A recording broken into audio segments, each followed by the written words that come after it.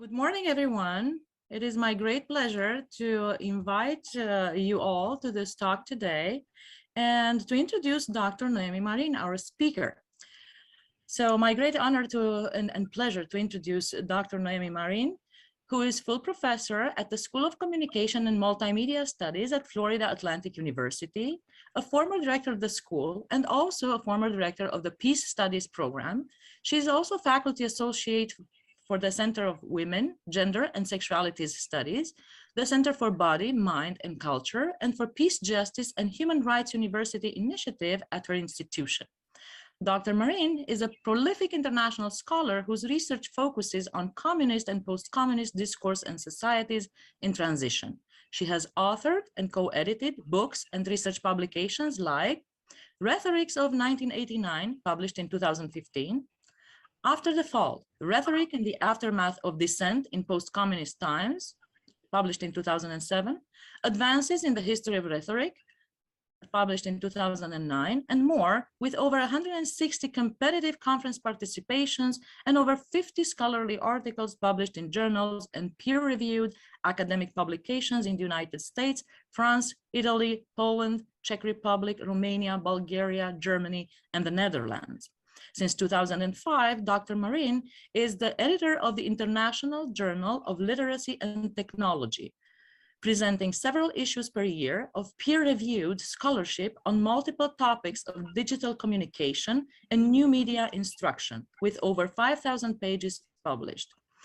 Dr. Marin has also been awarded several very prestigious honors, such as the Presidential Leadership Award in 2010, the Researcher Creative Scholar of the Year Award in 2009, and in 2020, she received the Award for Excellency in Research and Creative Activity from the School of Communication and Multimedia Studies at the Florida Atlantic University. Currently, Dr. Marin is on research leave from her institution, working on a book manuscript on theoretical approaches on authoritarian discourse and public participation. So without further ado, I'm going to give the floor to Dr. Marin. Thank you for accepting to talk to us today and to enlighten us in terms of the publishing strategies in the United States. Well, good morning, everyone, or good evening, everyone, depending on where you are. I'm very honored, and I want to thank both Simona and the university, the institution, to host me today. I'm very, very happy that the interest about scholarship and the international, in particular, standards of publication are of interest for the students and for faculty. So this is truly a wonderful startup, let's just say, of a dialogue that we could develop in terms of these issues, but not just that. They are the communication, the connections, the dialogue among institutions like this and among scholars and junior scholars is very important. So I'm very thrilled to be part of this. Today, I'm going to ask Simona to help me with the PowerPoint that I have, which you guys can have if you need to, but the only thing about it is the copyright will be only for about a month. That's kind of the right copyright rules in the States. So Simona, I can go to number 3 if you can. So here's why I wanted to do the three, one up. The reason I wanted to talk briefly, I'm going to have about, I'm more interested in giving you some information, also having a dialogue with you. The reason I've been for 16 years editor, and I've been on editorial boards of the most important journals and publications in the United States for my field, which is communication and political discourse. International for me, and with a lot of smiles about, don't ask me what's going on in the world, because I won't answer that question. But the reason I wanted to talk to you about is that scholarship is not the same, and I cannot encourage you enough to apply, to present your ideas, because your ideas are very important to any scholarship, but your ideas are very important, for example, in the States, to us, because we don't know what are the scholarly standards, or what are the interests in your field. So I started with scholarship is not the same, because indeed I've been on many committees and on many whatever they're very ranking important things about standards. And I will say this before we actually start. Please, please, please, you have to do the homework prior to publishing your ideas. I'm very interested in your ideas, but they have to be very carefully researched, because um, in the States, in academic world, it doesn't matter where in the States, the standards are pretty much the same, and they are high. So whether it's journal articles, books, edited volumes, invited collections, proceedings, book chapters, book reviews, non-academic writing, um, depending on the field, they are ranked as important. For example, in business, journal articles are much more interesting than, for example, proceedings. And in humanities, proceedings could be very well evaluated. At least I know this in the Netherlands, for example, in discourse analysis. So it depends on the field, but scholarship is not considered the same based on which of the fields you are part of. So that's why I started that. And then authorship, which is next slide, Simona, is about again, people, and I hate to say people here versus any place else, because this is true for anything, but in terms of authorship, um, the first author, of course, it's a negotiated action. So you could have first author based on alphabet, or first author on based on contribution. But these are very important in terms of how you list your work. And I cannot tell you how many times I had to ask my contributors in the journal, is it, because they say, okay, they send me an email with the submission or a portal, and I have to say, are they the only ones? Are they the only are you the only author? And then they said, no, we are 6 people. And then I have to figure out which one is the order in particular. Usually the graduate student is the one who sends the emails, and then the full professor is the first one who is on the list. So there's a combination of this, and depending on how the authors negotiate it, the people who are reading them, the editors, are also checking on the importance of the list. Can you do the next one, please, Simona? So I also say that not all journals are created equal. So in Simona's presentation about my work, she said something about the journal that I've been editing, which is called, it's the second one, blind peer reviewed. That's huge in the States. And it's all actually international. Blind peer reviewed means that people do not know who you are when they read the articles for submissions. People do not know. People are of the same rank, if not higher. So the intent of that is usually to give you, literally, to give the authors feedback, because I will tell you what I know, and I've been on many committees of PhDs and all that. The no draft that you send to any journal or a book or manuscript review in the States will go as is. That's one of the things that I had a shock when I came to Romania one time, was that people are very prolific. Everybody writes books in Romania, and I appreciate that. But in terms of, if you're not in academia, in terms of the States, the editorial process is probably one of the biggest process. Nothing goes the first time, nothing. If a book chapter, for instance, I just published in a very important collection about communism, and it took us 3 years, in which we had peer reviewed and we had to adjust. And these are people from Yale, Stanford, Harvard, Princeton, FAU. I was the only one on FAU, but I'm just saying this is not, I mean, it doesn't matter if you're a full professor or not.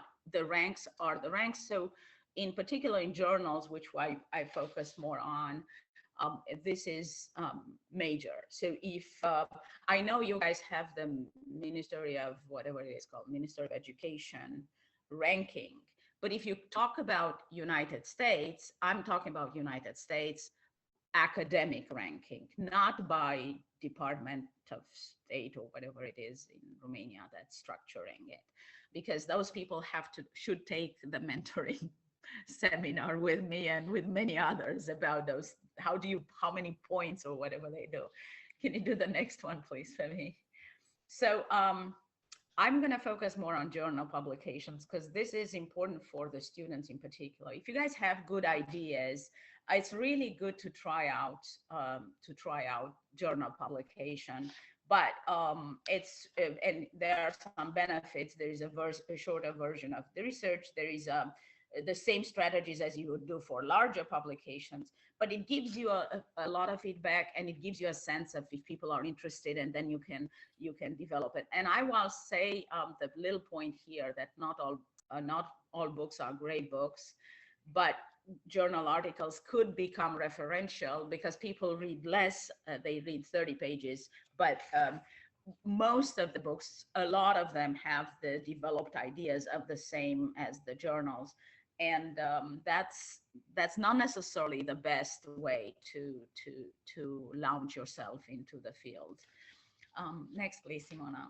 So in terms of the submissions of articles, there is the portal, the online mail, the manuscript format, blind with no author. And it's very important for you. You can actually go to the next one, Simona. It's the submission expectations. What do you want to do when you want to publish? Whether it's if you want to publish in a journal in the States, you have at least 2 to 3 months for once you've submitted it to get the first draft reviewed. Most likely, the standard is about 60 days, but most likely nobody in an academic journal of any sort would publish the first draft. I have never seen that in my entire life here. So, and it's been a long one. So it's not happening. In terms of book chapters, the expectation is about 90 days, but book chapters are part of a book. So depending on how you negotiate it, it's through the publishing house or through the editor. In terms of book proposals, that's huge for people who are in that phase. And we can talk about it if you have questions. And then edited volumes are also very important, but not as important as, funny enough, journal articles, because the journal articles are considered many times more concentrated, sort of more important to present a new idea. Edited volumes are basically to develop ideas. And how do you get to the first submission? So next, Simona, how do you get to, what are the responses? So usually you don't get accepted with no revisions unless you are just, God in academia or something. But not most of the time you get accepted with minor revisions or major revisions, revise and resubmit and reject. These are the ranks. So you don't get, whatever it's called, Zeche, NOAA, whatever the numbers are for, I have no idea how you grade in Romania, if this is the system of the United States or not. But the acceptance part is always very important, and you do have to read with I'm speaking for the legal students here. You do have to read very carefully the language. So if it's blind peer reviewed journal, non-blind peer reviewed, if it's is it accepted? Did the editor say accepted with revisions? Did they say accepted with minor revisions? Did they say revise and resubmit? revise and resubmit is not a rejection. Revise and resubmit is usually, we find it very interesting or interesting, but you're not ready. The other ones above are you're ready but you're not really there. And then reject is either the topic does not fit the journal, you really don't know what you're saying. Usually reject is most times for the editors, it's because they don't fit usually. Um, they would say if they don't fit, and they say, well, have you looked for other journals? And so that's a huge key to how to read the first submission. Now, I want to ponder for a second here, and I want to say something about two of our major institutions in the United States in terms of research. One is National Science Foundation, NSF, which is in Washington, D.C. And the other one is, both of them are in Washington, D.C. actually. And the other one is National Endowment of Humanities, NEH. These are mega, how do I say that? Mega institutions. I mean, I know you've heard of Fulbright. I know you know this. These are little, Fulbright is a little thing compared to, these are mega things like NIH, which is National Institute of Health. So these are, which just for the business part of it, NIH as an institution, which is medically important, covering all the medical parts of the United States research, has an income per year that is larger than the Romanian, whatever it's called, national income per year, something like that. Not, yeah, it's quite large. I mean, we're talking fun numbers.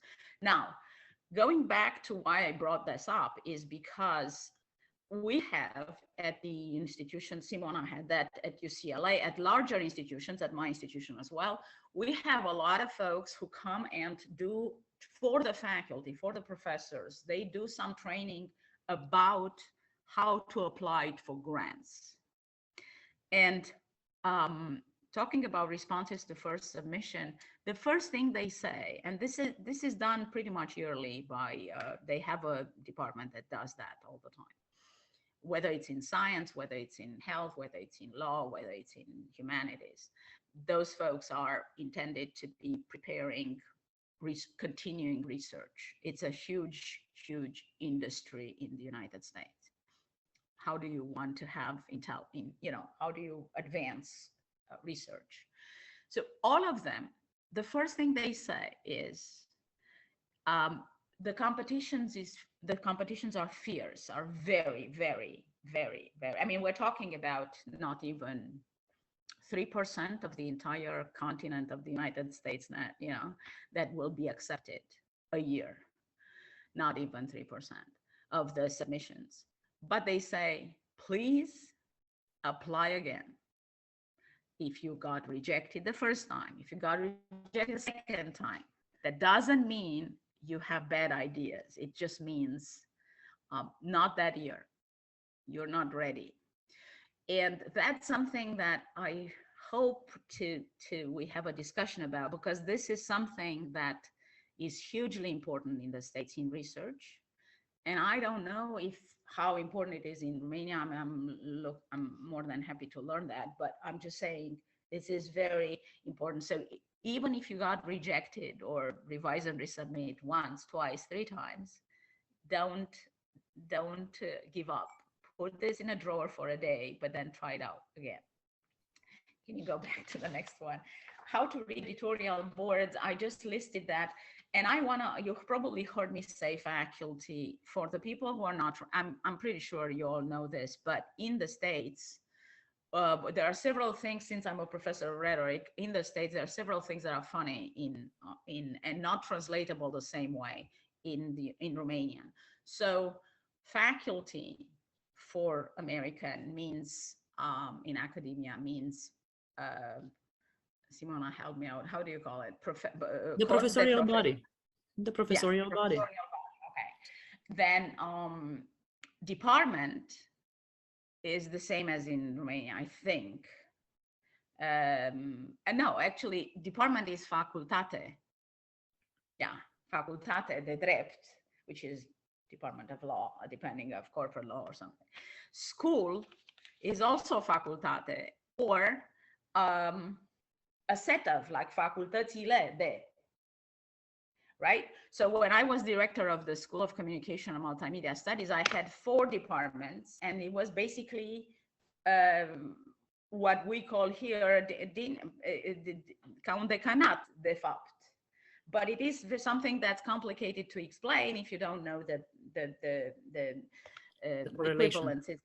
Yeah, and I wanted to point that out because on the editorial board, I listed the titles so that you know where to put you have to know what those means. I know you probably, a lot of you know this, but pay attention. If it's associate professor, if it's assistant professor, it's the affiliate, if it's all of that, when you talk to who are doing the reviews for you. So Simona, manuscript reviewers, please. These are the manuscript reviewers, and the next slide is yeah, it's also very important, but I listed something here. There's one important I mean, all of those things are important for you to read, but one of the things I want to say is in 1, 2, 3, fourth, number 4 is editors and copy editors are not the same. So if you have an editor of a journal, that's one thing. But if you have a copy editor of the, let's say, publishing house called Polirom or whatever that is, Romanian, it's not. They don't do the same function as a editor. They do the function of cleaning up.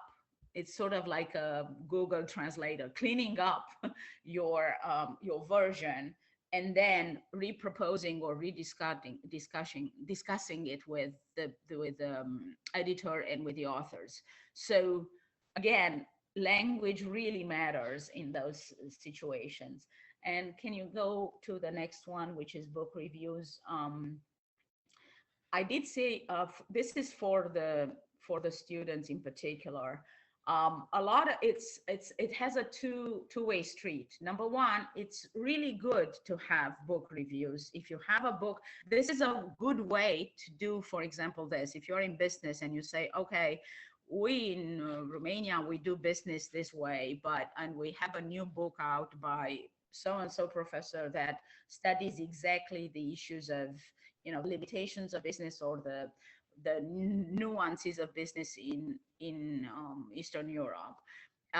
People would be very interested to publish it in a business journal in the States because they don't have that information that much, unless it's a journal of Eastern European business. And so that's a great way to be known, to do a book review. What you shouldn't do is you shouldn't do a publication of a book review older than 2 years.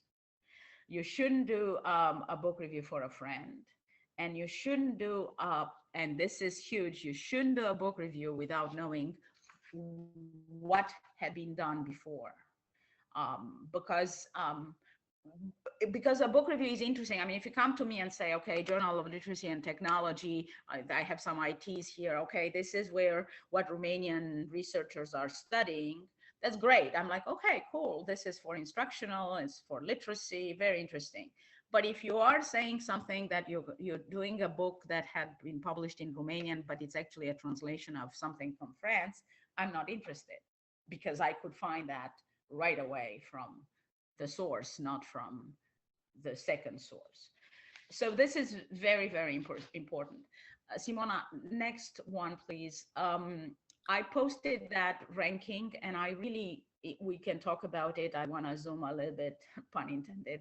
I want to zoom through a little bit, but ranking is hugely important when you do your preparation for publication. So let's say you have a great research project, let's say you had a thesis or a dissertation we call dissertations for the PhD. I know in Europe it's dissertation is for master thesis, I think it's the reverse in Romanian. Teză de doctorat și disertație, I don't know where they go, but anyhow. The ranking is hugely important because they have to say, all those journals or these books or this, they have to say what kind of classifications they have. And it's important because the blind peer reviewed, international, um, national, regional, all these things matter. So going to the next slide, which is why I wanted to point to you, was how to get ready for publication. And this is my rhetorical spiel. I do want you to know that rhetoric matters. And when I say rhetoric, I mean discourse that influences people. One thing I noticed based on my limited experience in Romania in the last 20 years, but I did do some presentations in Romania. I was in Romania visiting, is that the majority of students do not know who is the audience for their work. So I don't know why. I don't know if this is something that we train students from the get-go. Everybody has, it's mandatory in the States to do public speaking courses, and it's mandatory to do at the academic level of college, and then later in the masters and dissertations. You have to understand who is the audience. And for business people in particular, we have in the States an association that's called Toastmasters, that every single business has usually hires Toastmasters, which are doing basically public speaking and training their business um, their business members how to look at an audience, who do you talk about when you do a presentation of your thing, who do you talk to, and also if you do it a journal, if you're doing it in publishing, what is the concept of audience for you? Who are you addressing? I have a little very funny story. My daughter is a business, she has an MBA business in computer information systems. And she didn't want to take my class, public speaking. She didn't want to discuss this with me because, I'm the mom. But she did a huge amount of training with Toastmasters and with my husband, who was a lawyer. So they worked together, and I could hear them. They didn't need my advice, but the training was very important, very important. Right now, she's a director of operations at a very large company in the States, and I'm very happy about that. But I always joke about her about I was the first one to teach her audience. That's not true. my husband was. Anyhow, so this is something that I wanted to point to you. And then Simona, the next one, and just we are very getting close to the end. We just have two more slides. The personal questions, I wanted to list them in the hope that that will be useful to you. If you're just doing an overview, which we call it like a summary of things, that's interesting, but that's not really what journals publish, and what even book chapters are published. That's part of research, but that's not considered cutting edge research at all. The next one is, why should they publish my work? This is a huge question. You have to write, when you write to the editors, why you think we should publish you. And this is something that in Eastern Europe, when I was doing Fulbright experts in school, I did the summer schools of Fulbright, mostly with business graduate students, funny enough, from all Eastern Europe. That was the thing that was a key discussion. Why people didn't understand that you do need to argue to validate why should I publish you. Not because I have anything good or bad, not because I know you or not. It's not that. It's what's good about your research that you really believe in, that you have to convince me. And the ones that all graduate students are going through, am I in love with my ideas? Of course, we all are, but in particular, graduate students go through that. am I okay with the rejection, which is the penultimate one, is very important. And does the publication advance my scholarly path? This is also huge. And this, and can you move to the next one, Simona? This is just the beginning. For students, um, please know that these submissions are very important for us editors, because we think that you guys have new ideas or new venues and new venues of seeing the same things. And we really are interested in how to see the next, it's not about the next generation, it's not those things, but how to see the next angle under which that research could be seen. Or, and of course, I like Wizard of Oz, and I like to say follow the yellow brick road, because I don't want you to think that you are the only one experiencing those issues or those submissions or those rejections or those validating or invalidating your ideas. But I do want to emphasize more, as much as I can, two things. One, please consider yourselves our colleagues, that just, you're just junior, you're just, you know, you're just a little bit in the yellow brick road, but you just started the road, and we are a little bit advanced. But that's not to say you're not our colleagues. And the second thing is really your different view, not your professor's view, your view, your voice is hugely important to good research, hugely important.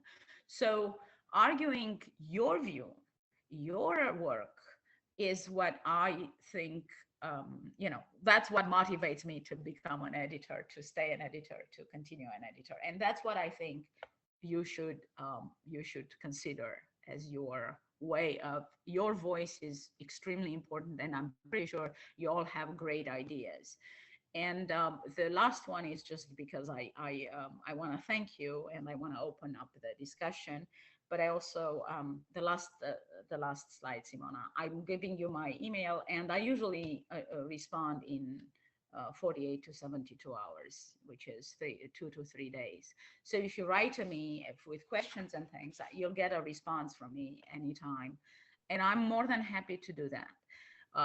This is just a very brief overview to give you some ideas, and I'm pretty sure you have your own questions. So we'll just start with the Q&A, and I want to thank again all of you for coming. That's quite a large number of people, so I appreciate that.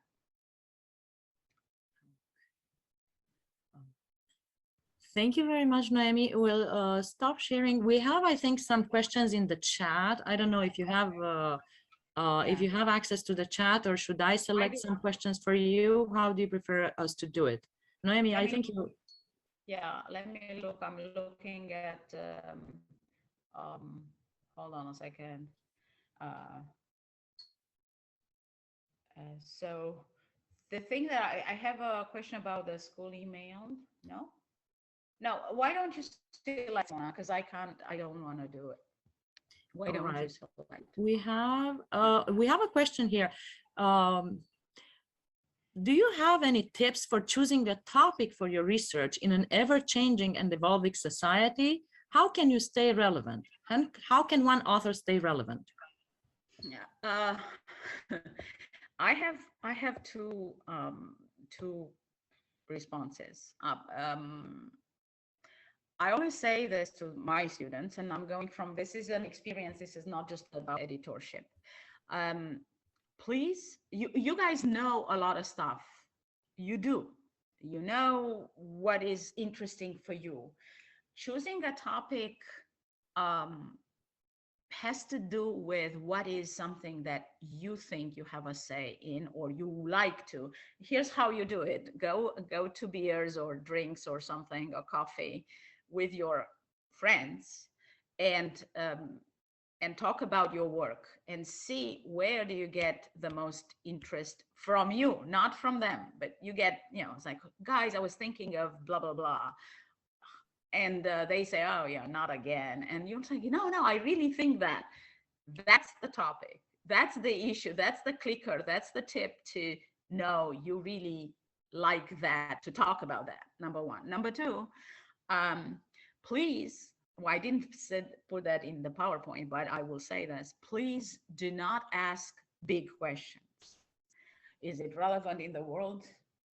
I have no idea. Not because it might not be, but because if I put that, look, does every single work that all of your professors is relevant in the world? I don't know. I don't know.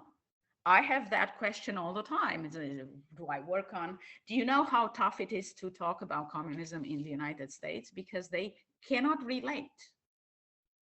You can talk about Eastern Europe till you're blue in the face in Romania, but you cannot talk about that in the States. I had a shock when I came to the States when I was in my graduate work and I was talking about Romania and Romania and Romania. And guess what I got? One of my professors said, have you checked Guatemala? Do you know what's going on in Venezuela? Do you know that Indonesia had also a dictatorship? Do you know that, what's different?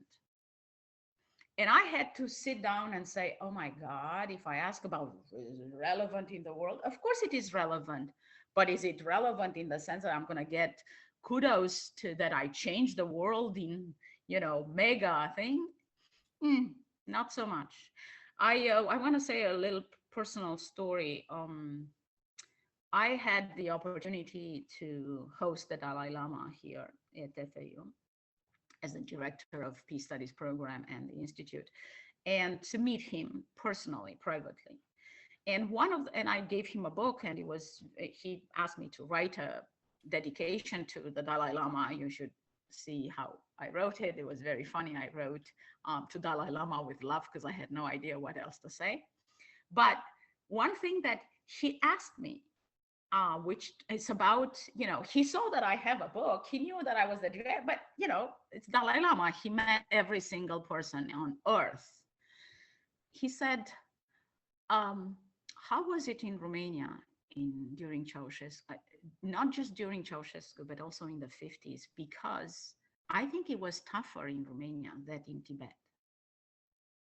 Now, this is a man who I was so humbled by that question, I have to say, because that question inspired me to say, okay, maybe it is more relevant what I'm doing, but it's not until Dalai Lama asked me about that. I was always having doubts that my work could be or not necessarily relevant. So in that sense, don't push yourself to write mega questions. Oh my God, I'm going to change the world with my business plan.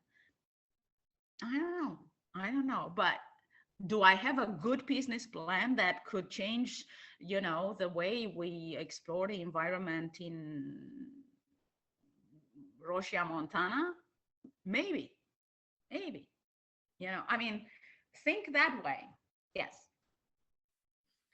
Yes. Thank you, Noemi. Another question here is, if one's idea that one believes in is rejected, what does one do? What can one do if their idea that they deeply About believe that, in? is it rejected by the editor or By the editor, rejected? yes, by the editor. Choose another journal. It's that simple. It's not the right venue. It's just not. For example, if you bring to me, you read the Journal of Literacy and Technology, and you don't do the research to check what we publish, because we publish it instructionally, educationally, and you think that that's about technology programming or something, I wouldn't reject it. I will just say, hey, this is not the right journal. Go to the IT, you go to, everybody talks about communication, and there are three words for communication. Communication, which is our school, because it's communication studies. There is communications, which is a different part. And there is also telecommunications. So communications and telecommunications deal with the practical, deal with computers, deal with IT. They don't deal with communication as a strategy or as a social or political or environmental discourse. Not at all. So it must be you're not you haven't read the journal correctly, or if you did, the editor thinks that, so find another one. There are plenty of. Yeah. Another question here from Alexandra Dobre. The previous question was from Christian Diacono. So this question, the next question sounds like this. What I find most difficult is choosing a good title for the research. What do you think are the best ways of choosing a perfect title that is not too long, not too short? We used to have a competition in grad school. We had a bar next to us, and we would go to the bar. I'm not a drinker, a beer drinker, but a lot of Americans do like beer. But it's a social environment, so we would go there, and we were all cohorts of the same program, and we would do competitions of titles because it's important question. It's a very important question. How do you write it? Now, I will say this, the title of your first submission can always change. So you can always negotiate with the editor and say, hey, do you think my title, you can do a long title and the editor will say, well, do you want to keep that? I think it's a little bit long. What do you think of that? And there might be suggestions of that, but also try it out with colleagues. What do you think of this? And in the title, use keywords that are also part of the abstract, because it has to have the keywords of the title have to have some connection with what you're going to say. So choose,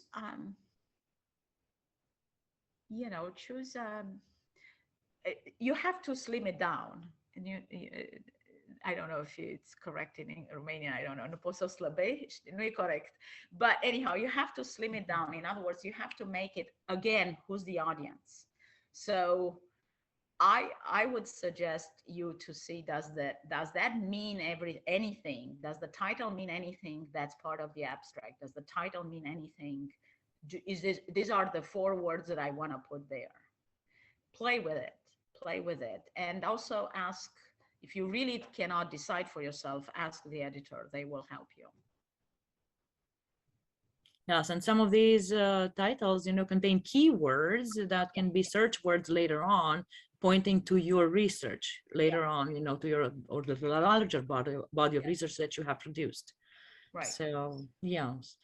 We say, I think, when we teach titles in academic essays to students, we say, well, a good title gives a hint, a solid hint about your argument, hooks the reader in without giving away the entire argument. Mm-hmm. That's exactly true. Yeah. You want to hook the reader, you want to make them want to read. So the title needs to be, very, very enticing. Yes. But at the same time, yeah, because Alexandra said perfect title. There's no such thing as a perfect title, but there is a perfect strategy to a title, which is make sure you put in the title something that is unique about your research, that is a keyword, and that stays with your name. Okay, so that's how I would do it. I work with titles all the time. I wanted to write books of titles because it's part of the ideas that you put in your research. So it's fun.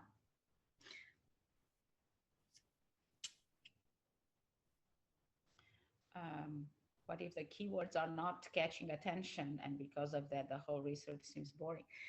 Who says it's boring? I mean, sometimes the title doesn't have to be, it's not all the titles are selling points. All the titles, good titles, are persuasive points. That's a difference. So a selling point is you making it as if it's an ad, right? It's a PR.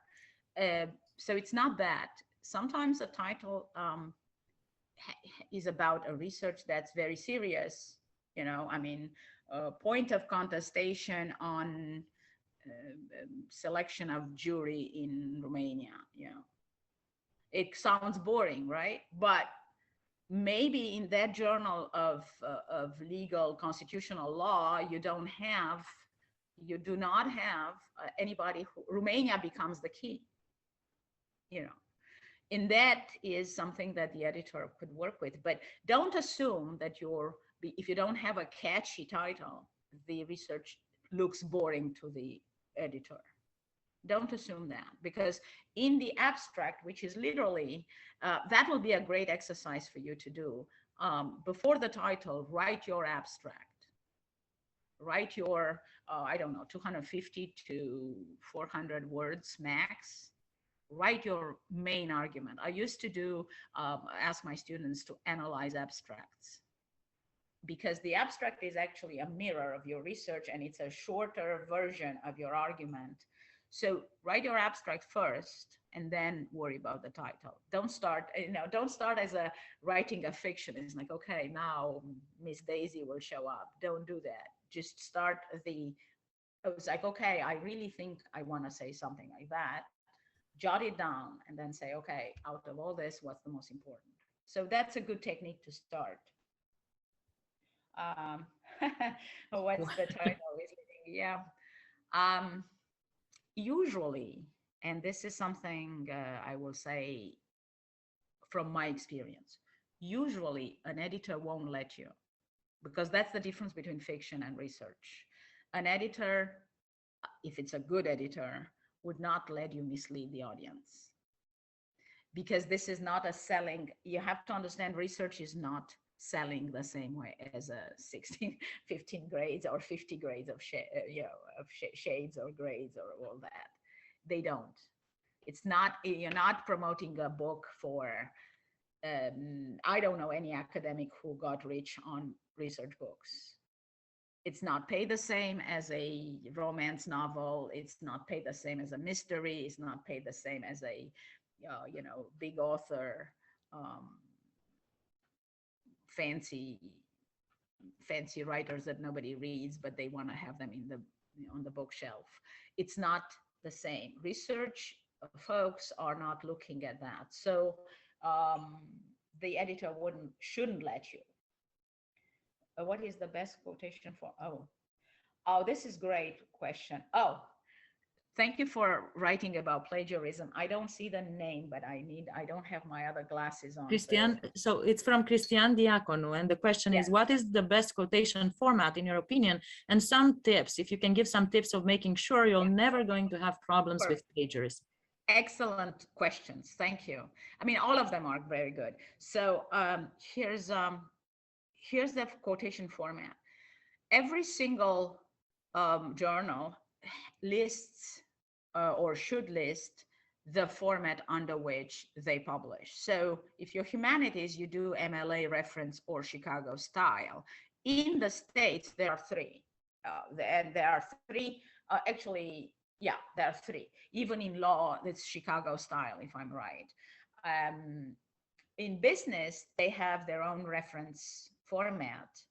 So journals are listing, and books too. I mean, editors will tell you,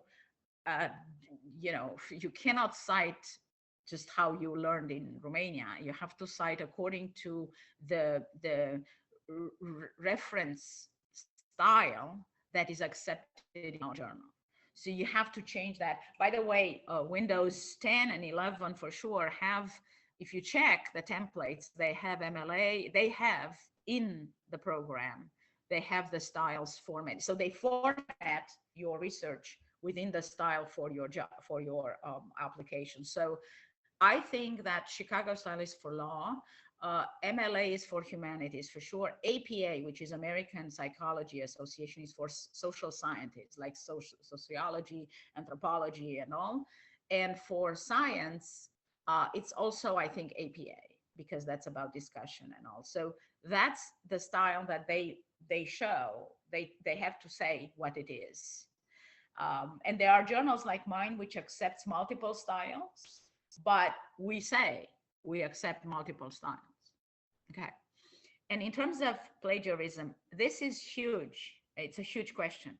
I have no clue, and this is something I'm going to ask you guys, and you can answer in chat. Do you have, or are you familiar with anti-plagiarism programs that are run at least at all American institutions?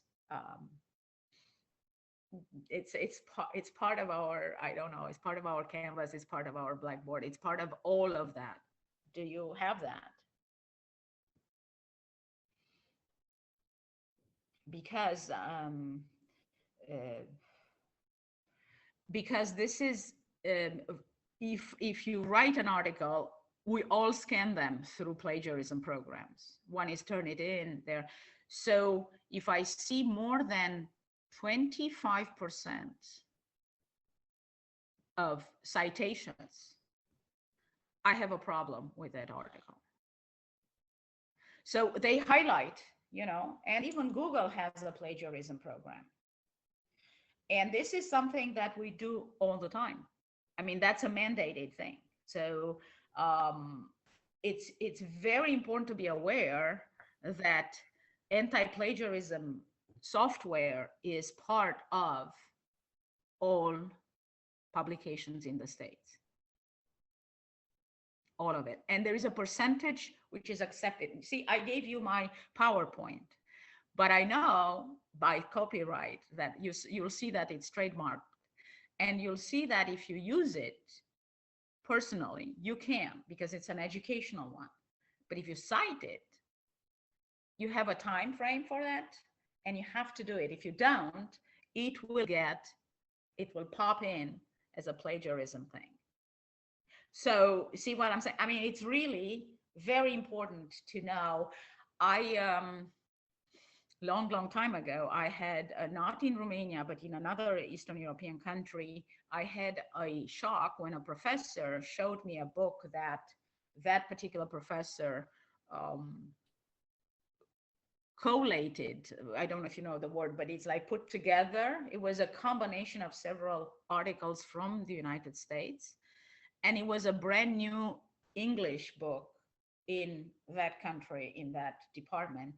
And I was floored. I didn't understand. I didn't know how to explain to that person that this is impossible. If you do this, you'll lose all the jobs in the States. And this is quite a bit long, so 15 years ago. But the programs, the plagiarism programs, were not as developed. But now it's I mean, even in Google Docs, you get that. If you check, if you know, you can get the Pro program and you get that. You get the plagiarism pop in right there. Does imagination writing get more recognition than? The answer is, it depends on the field. Like if you are in business and you start writing about birds, and your program is about environmental, about trees, and it's nice and it's poetic, they will say, okay, maybe a sentence or two about that, that's fine. But what's the point of the research? People don't get impressed with two things. They don't get impressed with the amount of imagination, or with the amount of let's say, intellectual capabilities. They do get impressed with how well are you structuring your argument, and why is that important to others. So there are different questions, as you can tell. I mean, if you write in a poetic journal, into a journal of poetry, yes. But if you write in a journal of business, the style of more imaginative, that's nice, but you're not in a writing class, you are in a journal of business. Why would I need, I mean, unless it's really something that it's part of the entire article, but other than that, no.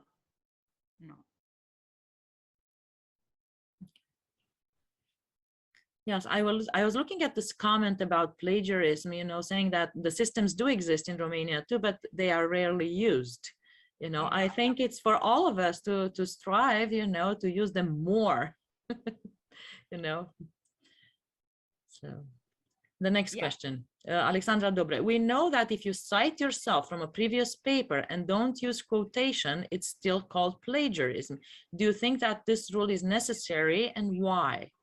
It is necessary. It's not citing only. You can just refer to, like, I mean, I have written a ton of things, and I do sometimes I'm writing something to continue a previous research. Okay, so I have, it's my name, it's my work. So I'm not citing it like identical. I'm citing sometimes my own statement, but it's very rare. But most likely, I'm citing that work that was early. Let's say one of my recent books that I did as a collection was in about rhetorics of 1989, which was published in about 5 years ago with Routledge. So um, I cited there three of my other research prior to that particular collection. Um, but there is a way in citing that when you say citing, if you do it like the identical words, or if you do it like Marin 2007, Marin 2012, that's a reference, right? And I list them in the bibliography. Now, otherwise, it does make sense to be called plagiarism, and I will say why. It's people, I remember my slide where I said, are you in love with your ideas? There are people who basically take what they did a year ago and they put it again in the next one. And the question an editor will have is, so what's new? What's so important? Why is that? I mean, why do you cite so much of that in this new piece? Or how much, if you're just advancing one more paragraph and the rest is from what you did before, that's why people think that way. You can cite yourself in terms of reference, but don't put too much of your own previous work in it, in the content. Does it make sense? In the body of the work. So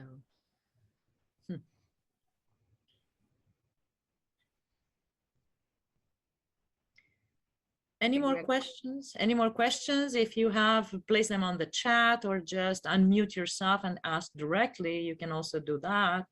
Yeah, the self-citation thing, you know, it's routinely done, but we also give, I think, we also acknowledge the publishing press that published our previous work. So it's not only about citing ourselves and previous ideas or showing how this present work continues the past work, or it's relevant to the present work, but also, you know, give credit to all those people who worked so hard to see that book in print. There is, you know, from us sending in the final manuscript to the whole team at the publishing press, you know, the copy editors, the editors, the printers, you know, it's a whole, I think we honor all that effort, you know, and support that we receive. You know, and give credit also to the publishing press who has promoted, you know, the work and has introduced it in academic libraries, in university libraries, you know, throughout the United States and also throughout the world. So when we cite, we do a lot more than just citing one thing or another. I want to point one more thing, and I invited you in the very last one to email me, but I will also insist for you to understand in your fields that writing to the editors is something that's very, very, it's expected prior to publishing. For example, you can write to me and say, I have this topic, or I have this article, or it's in draft. Do you think it fits your journal? Please write, at least for the American scholarship. I'm going to tell you, I don't know anyone who doesn't respond to those questions. On the contrary, so I have to invite you to be bold about that. You have questions, and they are excellent questions, but you could literally look at the editor of the journal and write to him, her, they, whatever, and just say, hey, this is what I'm here. I would love to do it. Do you think it?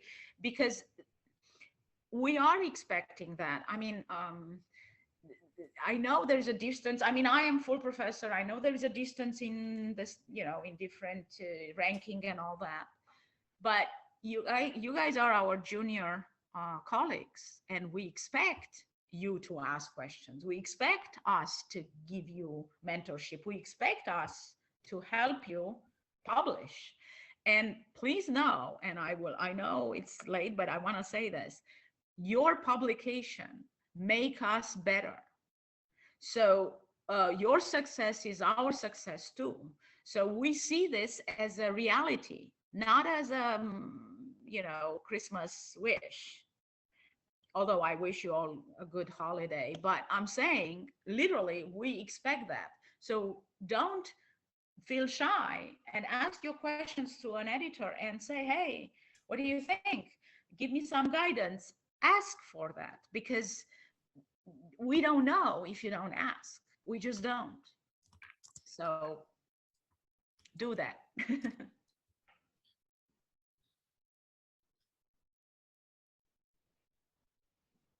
There are a range of answers that editors give. I remember some of my own experiences, and